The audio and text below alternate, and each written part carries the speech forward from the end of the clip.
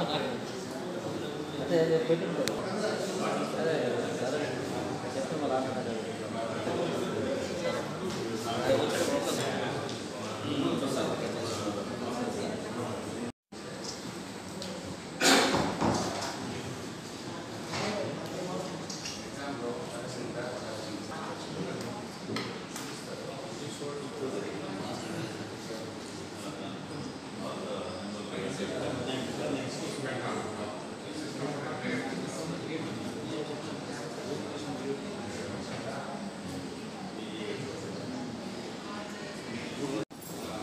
పోలీసులు చేసిన good work మీ ముందు రిప్రజెంట్ చేయడానికి ఈరోజు మొబైల్స్ రికవరీ మేళా జరపడం జరిగింది.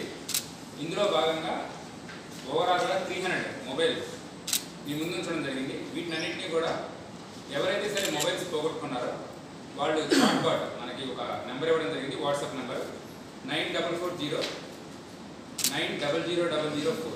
ఈ నెంబర్కి వాళ్ళు హాయ్ అని మెసేజ్ పెట్టినట్లయితే దాని నుంచి మనం ఫర్దర్గా డీటెయిల్స్ కనుక్కొని వాళ్ళ ఐఎంఈ నెంబర్ ఏంటి, వాళ్ళ ఫోన్ నెంబర్ ఏంటి, వాళ్ళ అడ్రస్, వాళ్ళ పూర్తి వివరాలు కనుక మనకి తెలియపరిచినట్లయితే వీటన్నింటినీ కూడా మేము ఒక డేటాబేస్ మెయింటైన్ చేసి ఫర్దర్గా మనం టెక్నికల్ అనాలిసిస్ చేసి మా దగ్గర ఉండే టోటల్ 7 మెంబర్స్ ఈ టీము వాటిని టెక్నికల్ అనాలిసిస్ చేసి ఈ పోగొట్టుకున్న వాళ్ళు ఇప్పుడు పోగొట్టుకున్న తర్వాత ఎవరో ఒకళ్ళు అందులో సిమ్ వేసి వాడుకోవడం జరుగుతుంది. ఆ సిమ్ వేసిన తర్వాత ఎక్కడ వాడుతున్నారని తెలిసిన తర్వాత వాటిని రికవరీ చేయడం జరిగింది.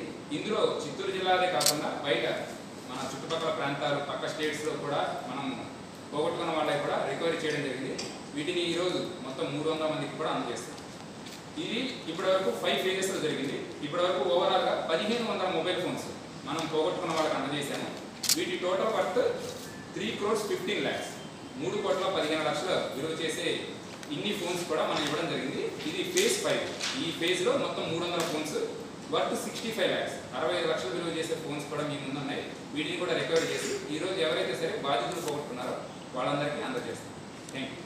కూడా రావడం వల్ల కొన్ని చోట్ల సర్వర్స్ డౌన్ అవడం జరిగింది. వీటిని రెక్టిఫై చేస్తాం. మేము ఉంటే నేను ఇమీడియట్గా చూస్తాను దాన్ని రెక్టిఫై చేయడం. 6,000 మంది ఫిర్యాదుదారులు ఎంతమంది అండి? 6,000 మంది దాకా ఉన్నారని. ఇంకా నెక్స్ట్ ఓపెన్ కాకుండా ఉన్నారు కాబట్టి అంతమంది ఓపెన్ కాకుండా ఉన్నారు. అవును సార్, ఒక నెలగా పని చేయడం. సరే అండి, వీళ్ళు రెక్టిఫై ఏమన్నా మిస్టేక్స్ ఉన్నట్లయితే వీళ్ళు రెక్టిఫై మంచి కోర్టు ద్వారా వెళ్ళి రిలీజ్ చేసుకోవడానికి చాలా టైం పడుతుంది. సో అలాంటి ప్రొసీజర్ ఏం లేకుండా మనము డైరెక్ట్గా ఏదైతే సరే పోయిందో దాన్ని మనం అనలైజ్ చేసి ఇవ్వడం జరుగుతుంది. వీటిని మళ్ళీ ఇంప్రూవ్ చేస్తాం ఖచ్చితంగా. వీళ్ళు further improve cyber crime portal తీసుకున్నారు. కంప్లైంట్స్ వచ్చిన దాన్ని మనం ఇమీడియట్గా చేయగలిగే ప్రొసీజర్ అంటూ ఉంటుంది. మనకి నేషనల్ వైడ్గా సైబర్ క్రైమ్ పోర్టల్ వెబ్సైట్ ఉంటుంది. సో అందులో కూడా మనకి నేషనల్ క్రైమ్ రిపోర్టింగ్ పోర్టల్ అని మనకు ఉంది. సైబర్ క్రైమ్ రిపోర్టింగ్ పోర్టల్ దానిలో వచ్చిన కంప్లైంట్స్ని సైబర్ క్రైమ్ చేయాల్సిన అవసరం లేదు. మనకి రెగ్యులర్ పోలీస్ స్టేషన్ నుంచి కూడా వాటిని డీల్ చేయొచ్చు. సో ఈ లింక్స్ ఉన్నాయి కదా, కంటిన్యూ చేస్తారా లేకపోతే అటాచ్మెంట్స్ తీసేస్తారా? సో అటాచ్మెంట్స్ తీయడానికి అది దాని రీజన్స్ లేదు. సో ఎవరైతే సరే ఉన్నారో ఎన్నికల నియమాల ప్రకారం 5 సంవత్సరాలు అక్కడ ఉన్నారో దాన్ని తీయడం జరిగింది. బట్ దీని ప్రకారం వర్క్ అయితే ఆగేదంటూ ఏముండదు.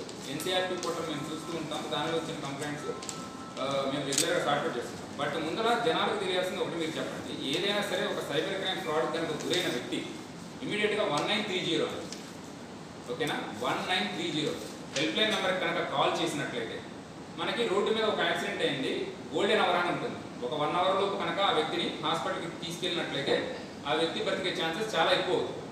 ఇదే రకంగా సైబర్ క్రైమ్లో ఏదన్నా సరే వ్యక్తి డబ్బు పోగొట్టుకున్నప్పుడు ఇమీడియట్గా కనుక 1930 నెంబర్కి కాల్ చేసినట్లయితే పోగొట్టుకున్న డబ్బు ఎక్కువ శాతం ఫ్రీజ్ చేయడానికి అవకాశం ఉంటుంది.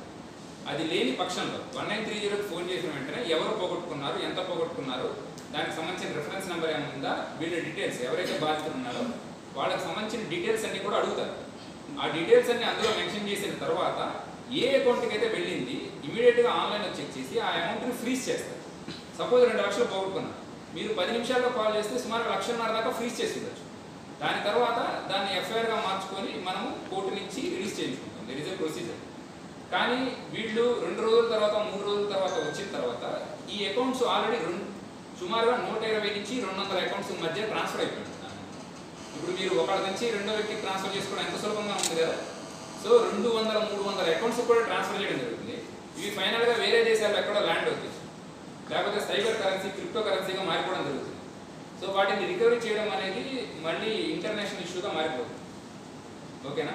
సో ఎవరైనా సరే బాధితులు ఉన్నట్లయితే ఇమీడియట్గా 1930 కాల్ చేయమని మీ మీడియా ద్వారా అందరికీ తెలియజేస్తే 1930లో ఏదైతే ఫిర్యాదు ఉంటే ఖచ్చితంగా కూడా మేము ఆ అకౌంట్ ఫ్రీజ్ చేసిందని రిలీజ్ చేయడానికి మేము ప్రయత్నిస్తాం.